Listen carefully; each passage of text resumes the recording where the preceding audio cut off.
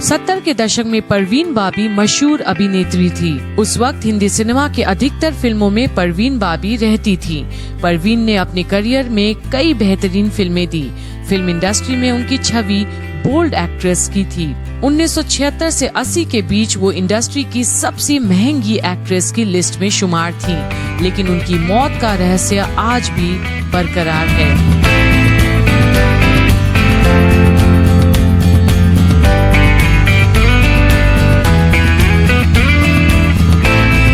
कोई कहता है कि उनकी मानसिक हालत ठीक नहीं थी, तो कोई कहता है कि उन्होंने आत्महत्या कर ली थी।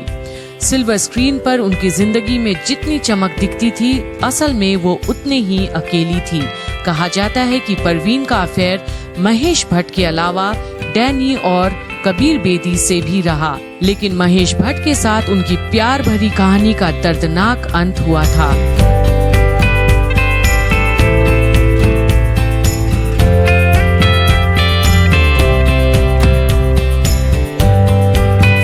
को दिए एक इंटरव्यू में महेश भट्ट ने अपने और परवीन के रिश्ते को लेकर कई राज खोले थे। साथ ही उनकी मौत पर दुख भी जताया था। महेश भट्ट ने परवीन बाबी को श्रद्धांजलि देने के लिए फिल्म भी बनाई थी। जब महेश भट्ट से परवीन का प्यार हुआ था, तब वो अपने करियर के चरम पर थी, लेकिन महेश पहले से ही शादीशुदा थे। 1977 में दोनों का प्यार परवान चढ़ा तो महेश अपनी पत्नी को छोड़कर परवीन के साथ लिव इन में रहने लगे थे। विरोध के बावजूद दोनों को अलग करना नामुमकिन हो गया था। महेश के लिए परवीन घर पर एक साधारण लड़की की तरह रहती थी। देखते देखते दोनों के रिश्ते को 2 साल हो गए।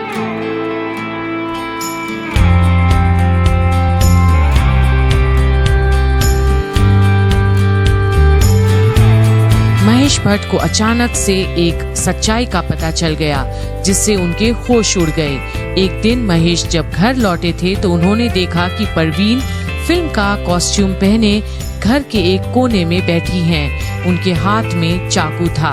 महेश को देखते हुए परवीन ने उन्हें चुप रहने का इशारा किया। इसके बाद परवीन ने कहा, बात मत करो, कमरे में कोई है, वो मुझे मारने की कोशिश कर रहा है। परवीन ने पहली बार ऐसा कुछ किया था, जिससे महेश पूरी तरह हिल गए थे। डॉक्टरों को दिखाने के कुछ दिन बाद पता चला कि उन्हें सिजोफ्रेनिया नाम की मानसिक बीमारी है। महेश भट्ट उनका इलाज अच्छे से अच्छे डॉक्टर से करवाने लगे। तमाम इलाजों के बावजूद परवीन की ये बीमारी ठीक होने का नाम ही नहीं ले रही थी। परवीन की ऐसी स्थिति देखकर उन्हें कमरे में ही बंद रखा जाने लगा। उन्हें मीडिया और पब्लिक की नजरों से दूर रखना पड़ा। परवीन की हालत बेहद नाजुक हो चुकी थी। उन्होंने दवाइयाँ खाना बंद कर दिया। अंतिम वक्त में परवीन बाबी इतनी अकेली थी कि कोई पास तक नहीं भटकता। उम्र 56 हुई तो उठ भी नहीं पाती थी। 20 जनवरी 2005 को अकेले घर में उन्होंने दम तोड़ दिया। 3 दिनों तक लाश बेड पर सड़ती रही।